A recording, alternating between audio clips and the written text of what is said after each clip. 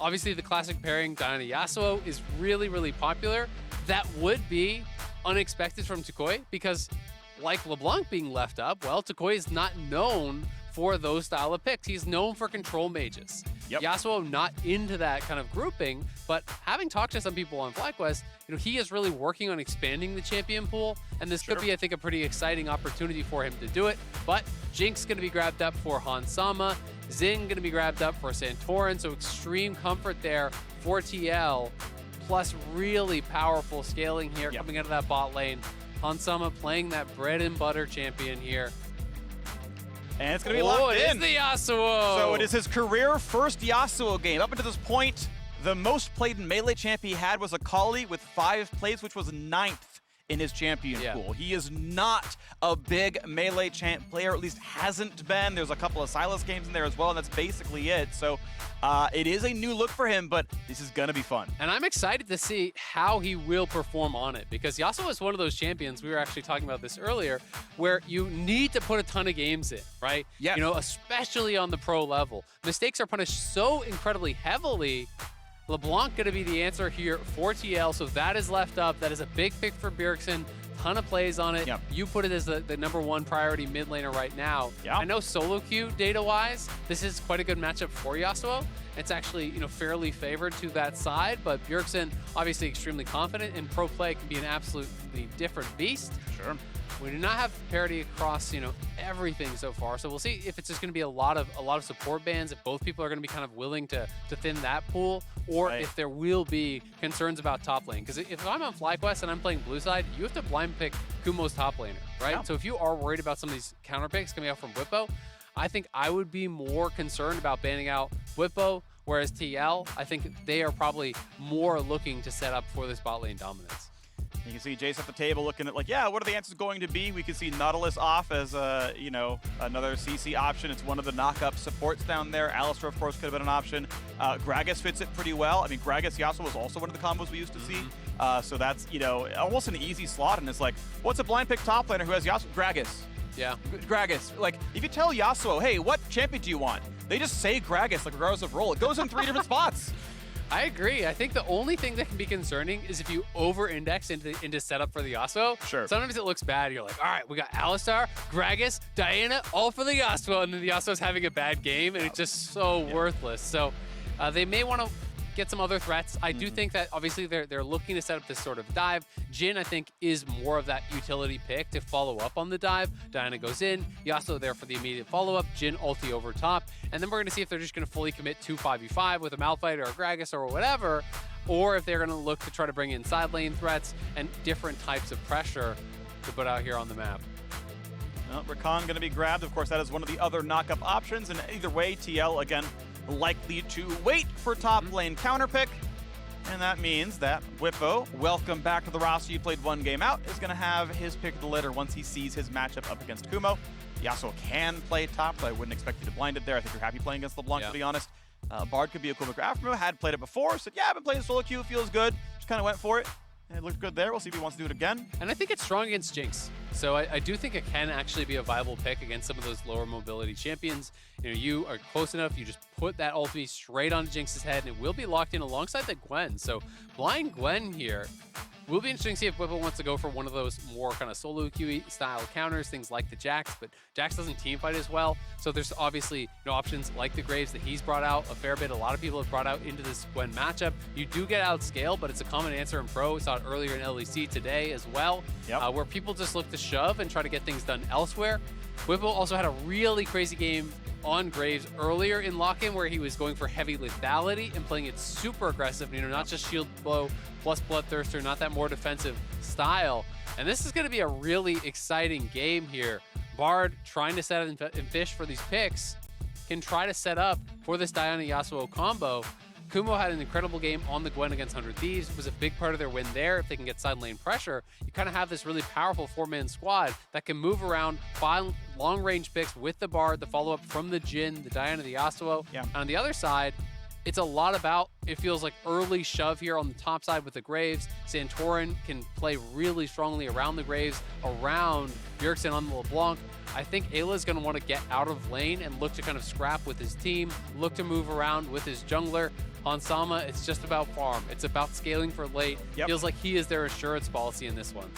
Gonna be fun to watch for. Of course, looking at that Diana-Yasuo synergy, not only is it because, well, Diana has the knock of the ult, so Yasuo gets to get in the team fight. Isn't that great? It's so fun. It's Yasuo's favorite, but the thing is, Yasuo holds them in place for the second half Diana ult, right? You Distortion out, you Gale Force out, you use half Rakan's entire kit to get it. It's so easy to leave the second half of Diana ulti unless Yasuo holds you in place, and then both bursts hit, and then the team fight starts from there. That's, I think, really what makes it so fun, why this like to play together, and I believe that is Gwen getting over the wall into that brush. And it's a perfect combo with AP/AD, right? You know, Kumo is starting level 1. This is a wraparound. A lot of people do like to start that E level 1, and you try to wrap behind them.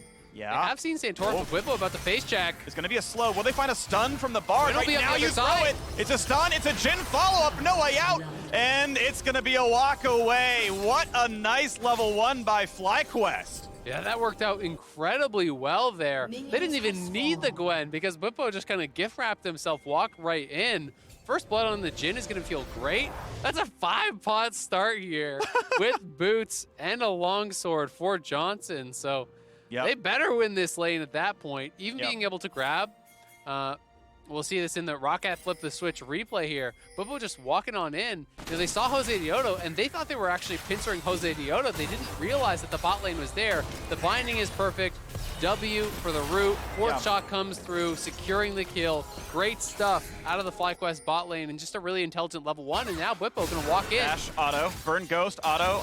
No, nothing else but the auto attacks here, but it's gonna be a solid trade. Whippo has to reload. Gets 3 autos out, so it makes the trade relatively equal. Definitely not worth. Yeah, I mean, ghost for nothing, and the health bar gets pretty close. Yeah, I think he got a little bit too excited there.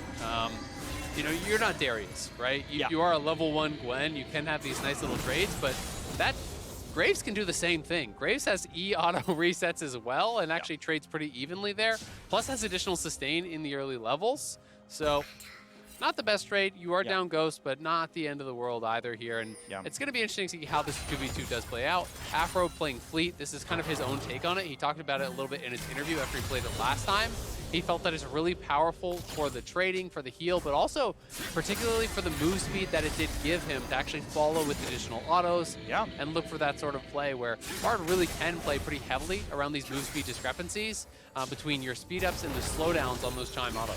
Sure, definitely going to be pretty meaningful there. So we get into the lane again, and Ayla gets a nice trade, lands the knockup, goes back for an auto attack, and then walks it back out with the shield. He's going to be fine. Spike comes in, and now it's junglers scrapping back and forth, level 3 on both, but smart of Santorin to identify. He is the stronger early game champion. Forces Jose Diodo out, burns the flash off of him, and takes some of the jungle away. Yeah, this is a really big deal. He's actually going to 3-buff him, unless Jose Diodo can get out to the blue, but I don't see that happening. Nice binding. Yeah, Afro's pretty tanky, has that fleet work. Flash is over!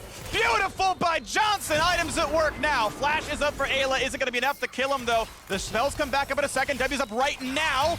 Good sidestep on the route. Has to flash what might have just barely been a stun. Yeah, that 4-shot was about to come through as well. Whippo just proxying, though. They're getting a big advantage here. Back-to-back games. Santorin, knowing he has the edge on a matchup, knowing he has the edge in the 1v1, he invades topside. Playing around that strength shows TL, setting up this really, really well. And Jose Diodo trying to help Tukoi just reset this. Santorin is coming straight towards mid lane, though, and this could get really bad. They do not win this 2v2. Flash chain. Takui doesn't have a good way out. The flash is... Oh, he doesn't reach! Oh. The W didn't reach, but it's going to be enough anyway. Still has a slow, has a knock, a big damage. Afro is in! Bjergsen claims his first kill. How about the rest of it, though? Because Johnson's now here as well in the magical journey. Second kill comes across, and suddenly there is no damage left. You have no mana. Goodbye to the Jhin. And it's a double kill in for Santorin. Team Liquid are right back into the game. FlyQuest forced that so hard. They just needed to push out mid and back it up, but they lost track of where Santorin is. This Diana is already down a flash,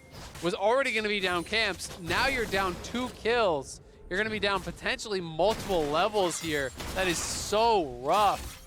Even Johnson getting involved ends up going down, so they're just not able to fully reset it. And then Tukoi, the chain is lashed there. Bjergsen flashes in, lands the chain. The W flash from Santorin was just short.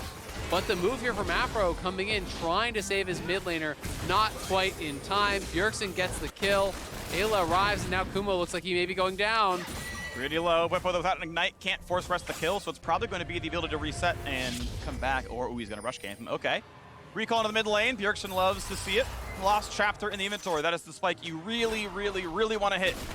It costs the same as a Noon Quiver, and one of these guys gets to buy it, the other does not, as we quite far behind.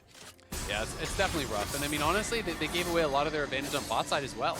Because Johnson moved up, died, and that allowed Hansama to actually equalize farm, push it in fully, get a reset of his own, so he's not nearly as rough of a spot as he was before. Good sidestep there from Johnson, utilizing that move speed. He has fleet as well, has the Jhin passive speed as well, so really good backstep to avoid that. Is on the Noon Quiver, so has a better buy, but they do have to show some respect to Santorin because Jose Diodo is just impossibly behind. You know, anywhere Santorin is, Jose Diodo cannot be. Nice walk up. Looks like Ayla blocked what would have been the route, but now you got another play towards the mid lane. Jump forward, couple of Qs, good side step to get a push forward, but never able to get wind wall up. Damage comes across. Bjergsen claims his second kill, and mid lane is completely doomed right now. A bit of a route going to come across, but still not much to look for against Ayla, and careful because Santorin's on the side of the map. And anywhere Santorin is, it's just going to be play the other side for FlyQuest. Jose just having a rough one. The early flash force, then back-to-back scraps around mid lane. Diana wants to push for a quick 6, has not been able to do it.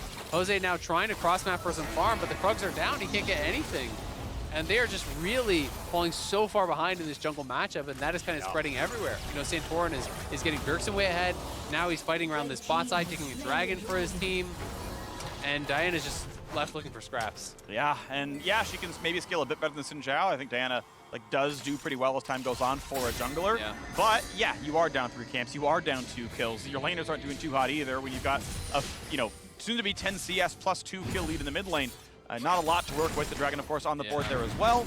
And we'll see what the Rift ends up being in 5 minutes time. But the only thing he got going pretty well is Kumo holding on more or less fine. He's going to be within 3 CS of Whippo.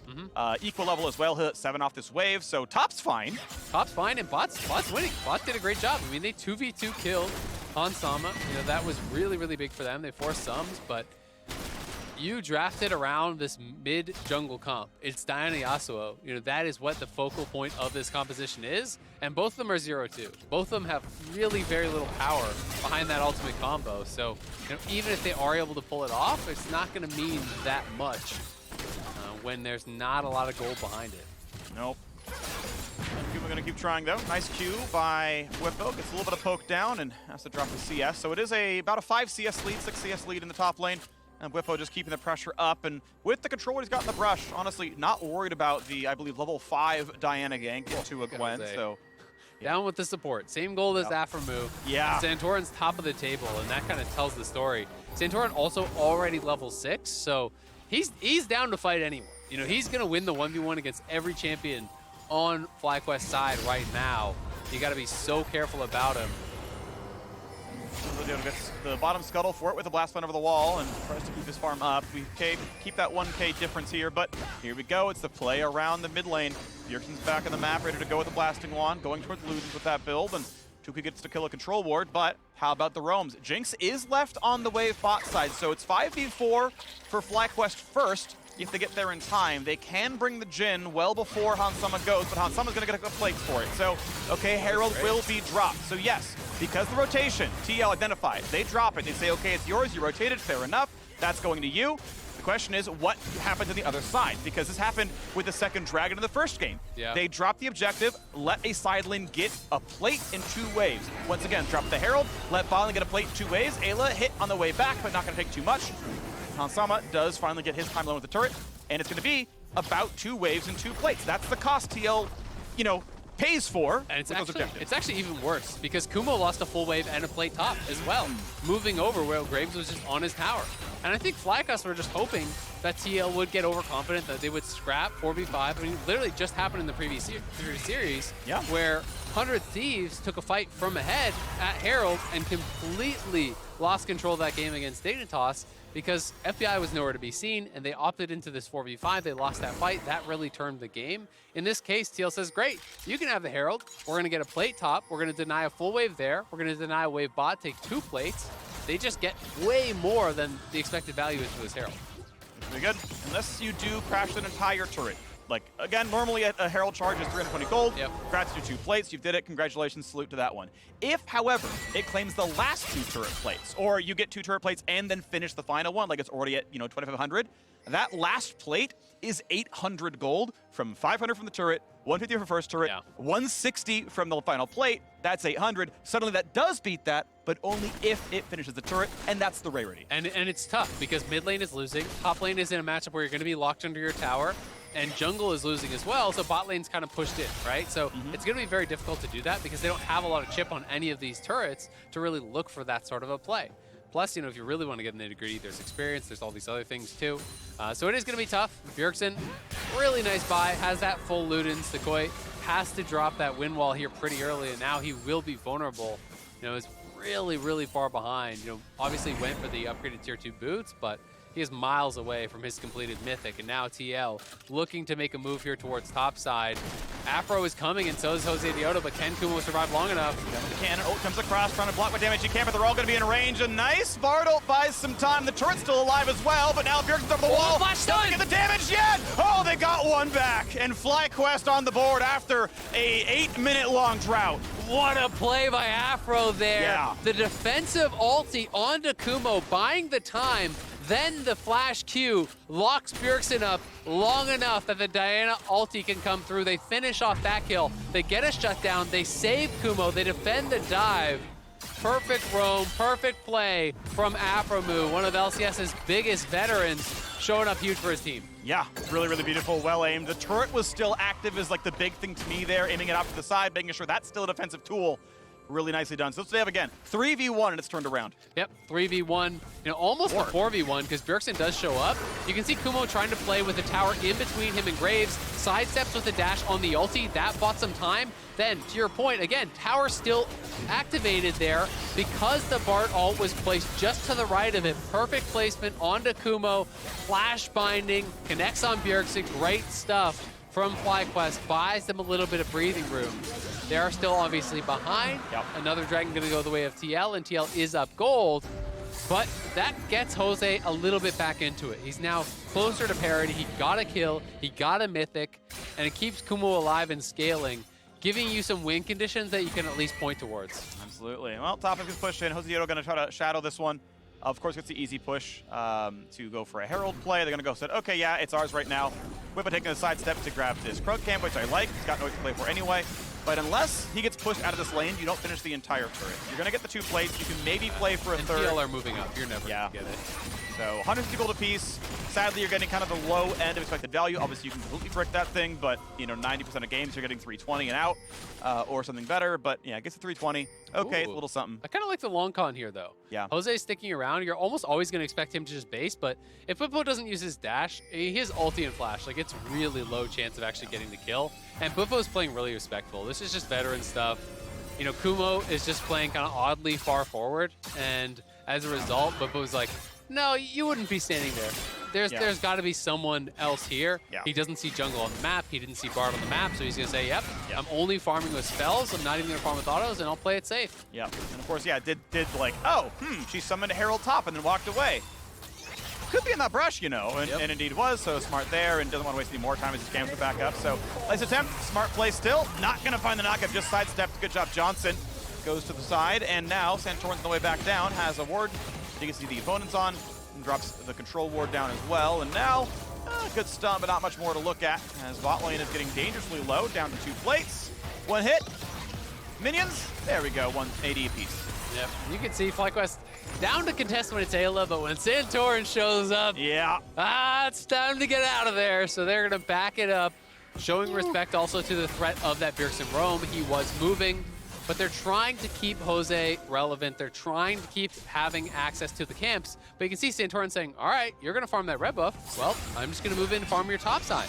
Bwipo already has the push, so Bwipo shoves in top. He's going to move down here. TL coming in from all sides and just trying to hold Jose down.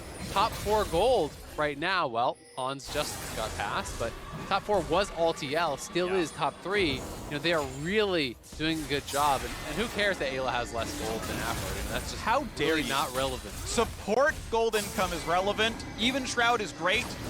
No, I agree. Yeah, we don't care. So poor Ayla, whatever, on the bottom for gold income, but he's fine. He's got an assist. You know, it's okay. The only reason he's behind Afro is because Afro got a kill. He was able to shark one of them at one point in the team fights. Whippo. But what's the CSD? Oh, you know, actually pretty positive. But that's just, you know, that's just a bad stat because of Spell Thieves. But now Whippo has to flash away. Good damage by Kumo. Turret's still taking a lot of damage, and I believe local gold will get missed. So 250 gold goes over to TL, not the 500 for full power, but and I believe first turret gold might be local as well. So it didn't look like a big increase. So I think they might have missed out on that as well. Yeah, not the end of the world. Obviously, you're still winning. You like the map pressure, but yeah, now you've got Bjergsen over here. Looks like the W is going to be up with the chain. It already hit once, so it's going to go through. Gets rid of some of the damage. Actually, Bill barely lands a single bit of it, but Bjergsen doesn't have any skills left, and Kumo just barely gets away. Nicely played by Kumo. You know, utilizing the Shroud as well as he could. TL played well around it, but did make it tricky for them, and just the dash over that turret, not allowing Bufo to finish him off. Bjergsen runs out of spells. He does survive. Has been doing a pretty good job tanking that pressure, but you can see it is showing itself in that CSD. You know, it's a good 30+ CS here for Whippo, who has constantly been on the shove, is going for the same lethality build he did last time, wants to play it here pretty aggressive, and his team is helping to enable him to do it. All right, down goes Waves it again. But yes, 30 CS lead at top is pretty nice. Whippo's feeling good. As you mentioned, yeah, 3 or 4 people are above everyone else, so looking pretty nice. And that is terrifying. Yeah, you are 2 items. You are bursty, and you can, of course, transition into a crit build, so, you know, 3rd item can be like an Essence Reaver or something. You go IE 4th, and you're real scary. And Whippo has shown he's willing to play super aggressive with his style of build. You know, Graves, if they have confidence and they really know their damage thresholds, you have got to play with so much respect as a carry, because Graves can flash on your face as an AD carry and just auto-E auto and you're dead, or auto-E ult and you're dead. It's like, it is a shocking amount of damage when they are lethality. Got to really play with respect. As we can see, nearly one-shots Afremu. The shot from downtown nearly kills. 1 skill shot kills, though. Santorin flashes for flash. Well played by Afremu. Does he get out is the question. No one else can get in range, so good fingers by the oldest player in the LCS. Afro still got it. Definitely does, but TL, they got the Drake. So Afro gets his life. The Drake is the bigger prize here, though, unfortunately. Yep. They're just constantly pressuring, pushing him back, moving Bufo down here.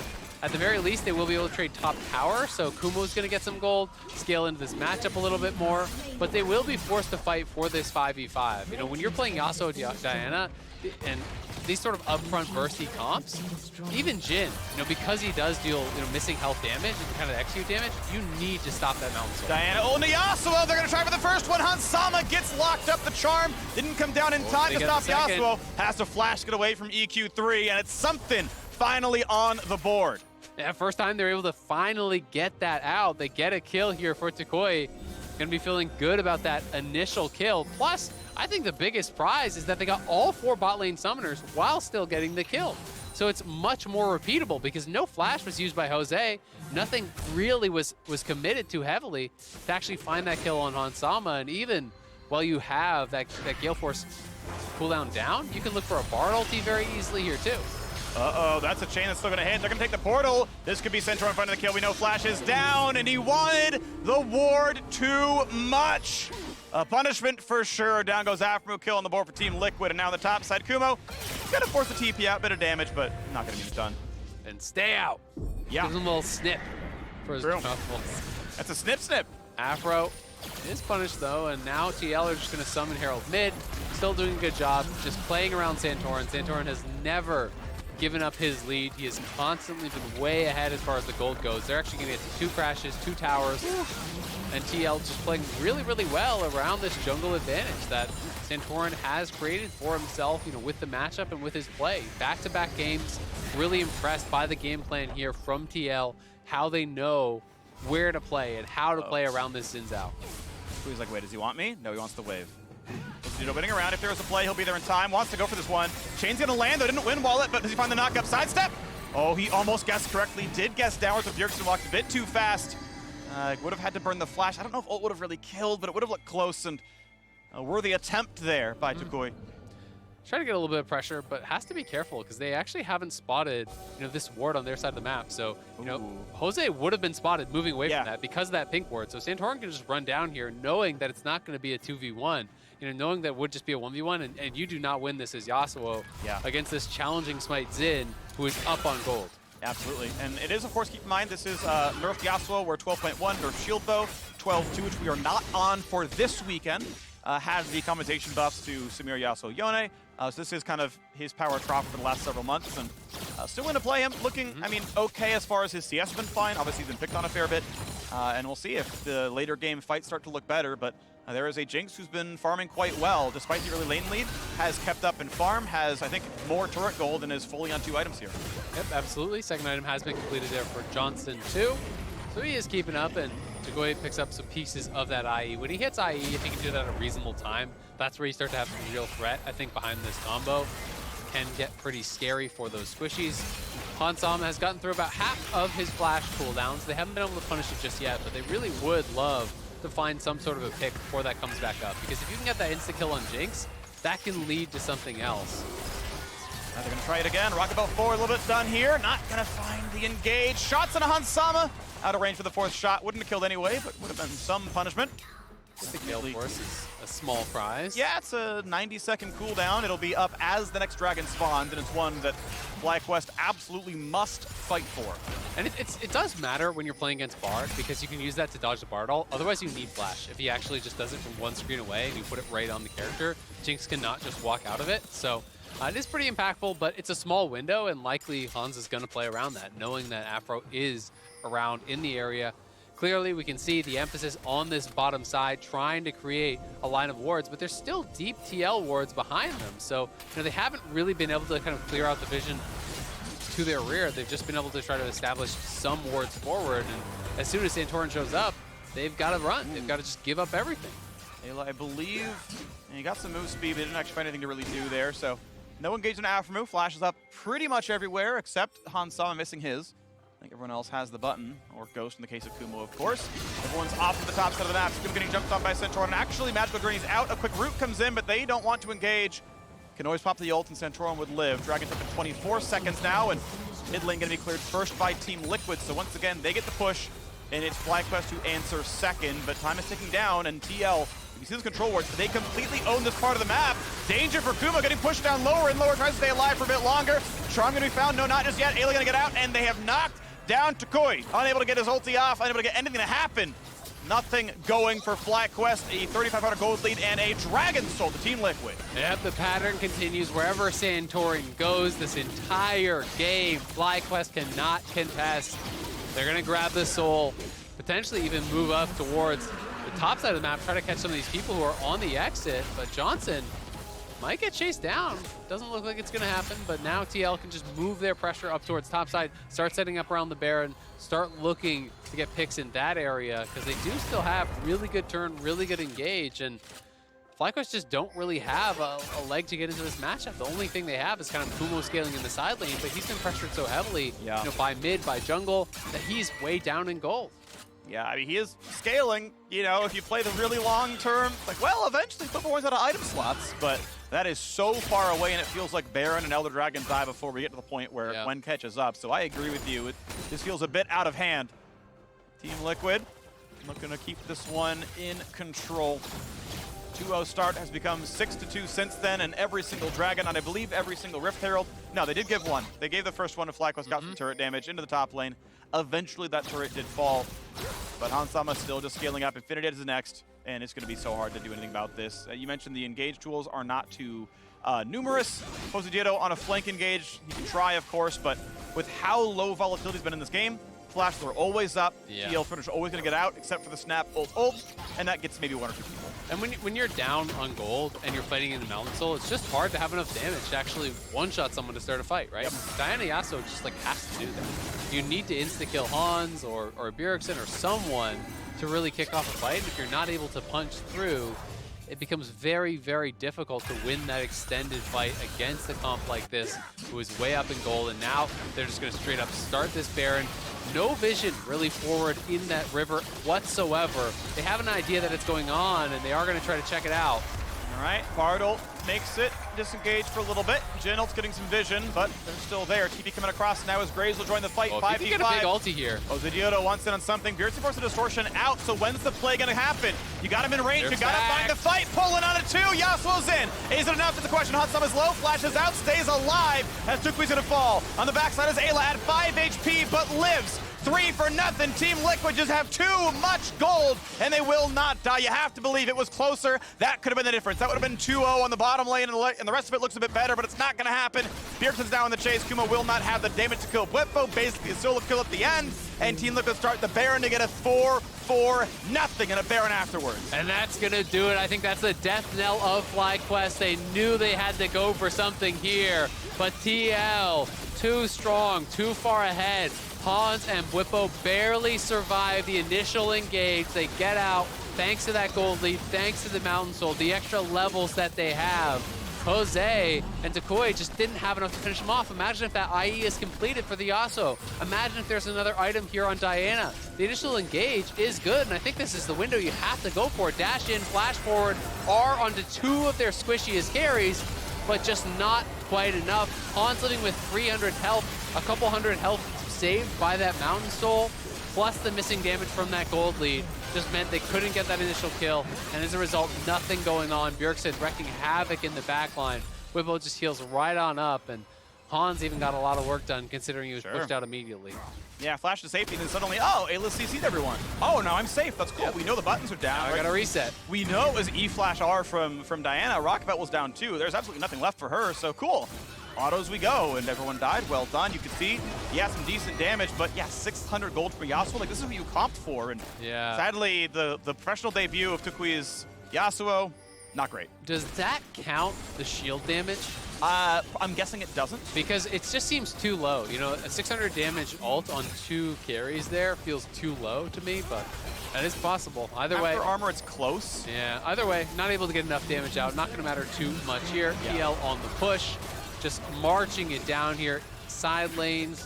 Bjergsen going to be escorting in mid. Is a little bit late to it, so it's not Baron buff up, but TL looking just to extend this advantage to an insurmountable lead.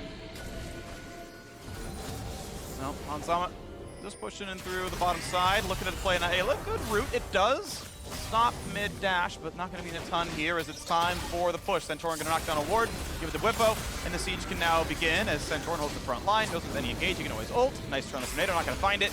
Kumo going to control mid wave, but Bjergsen pushing it in. Gets some decent damage, holds the distortion back in case there's any funny business. There is not able to walk away and keep the turret getting lower and lower. 1/3 health mid, down to about half in the bottom side, and we can keep going.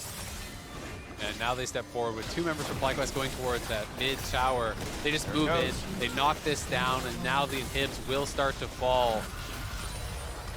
Bjergsen locks down between waves. Could have pushed in mid, choose the statement the team says, you know, if they're going to fight, they might fight now. Okay, the wave is now back in. Cool, we cleared enough of it that was always going to push back to the Nexus turrets, or the inhibitor turrets, I should say.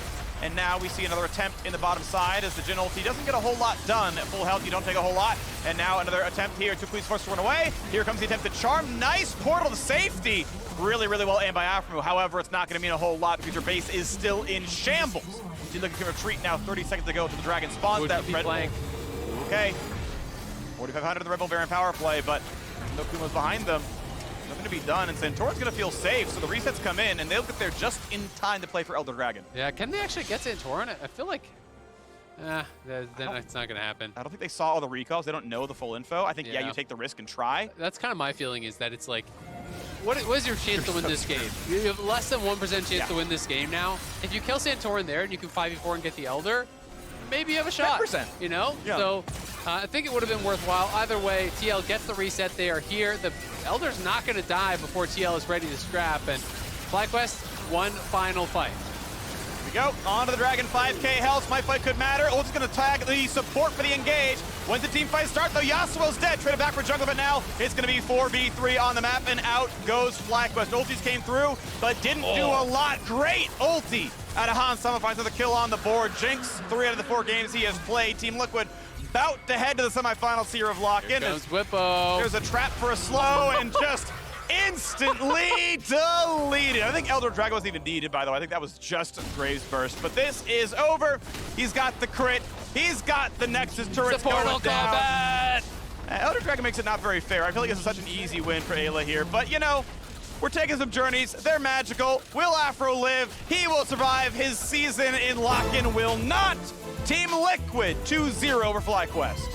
Really nice series here from TL. 2 different lineups, but 2 of a similar look game. You know, strong control. I've got to say Santorin was so good throughout the series, and just how TL, I think, played around him and around their advantages really was shining in these 2 games today. Yep. Game number 1, it's the Kalista, it's the Thresh. You know you're going to have the advantage in that bot lane. So where does he invade? He invades towards Gromp. They pull over a 3v3. They create a large advantage. Well, game number 2, you have a guaranteed pushing lane with Graves against this Gwen in the early stages. Well, where does he invade? It's the top side. He forces the flash from Jose Dioto, putting him way down early on, stealing away camps. Then when Bjergsen has created an advantage around mid lane, he knows the only way to bail Takui out of that is to actually go mid for Jose and try to push. So he answers there to get kills. And I just think his pathing was really intelligent. The game plan was really intelligent. TL took, I think, very few risks in this game or the last, and we're pretty much in control start to finish. Yeah, it was fun to see. I mean, in both cases, right? You saw the sub out, like, obviously Corey today is better than Ayla. Obviously Bwipo is better than Bradley. This is not, you know, shocking. This is the mildest take you could have possible. But that meant that was the direction that Santorin pathed towards. Oh, we have the winning bot lane. I pathed towards bot, and I'm invading Gromp on camp 6. He's got a winning top 6. Bwipo's in. I'm invading top, and I'm invading Wolves on camp 4. Right? He's like, I know where my strong set is. I know who's showing up first. I'm going to make your life hard. Like, I think in the first game he's against Lee Sin, who's also a good early jungler. He's like, yeah, but I got the bot lane. But I have like, your Kalista, and you have Rakan Jinx. Right. So your Gromp is mine. Thank you very much. This is on my side. And then just like solo invades the other one because he wins the one-on-one and has pressure, right? Like the LeBlanc, I think, was pushing as well for Bjergsen. So, I mean, that's intelligent from Santorin, right? He's really good at playing around the leads and then taking the most that he's allowed to take. Well, it's safe every time. So, like, you know, credit to him. Absolutely. And I think a lot of these, you know, comes down to, you know, pregame planning too, right? The going mid for Bjergsen is an adaptation, but you know Graves is going to get the push into Gwen. You know Kalista Thresh is going to get the push into Jinx and Rakan. Yep. And you can fight around that, have the pre-plan, and that speaks to intelligent coaching, it speaks to intelligent drafting. And I think TL just showed, you know, a couple different looks and looked great. Looked great. So we are joining the Tigress and Bjergsen himself in our Varsity post-game interview. See you there.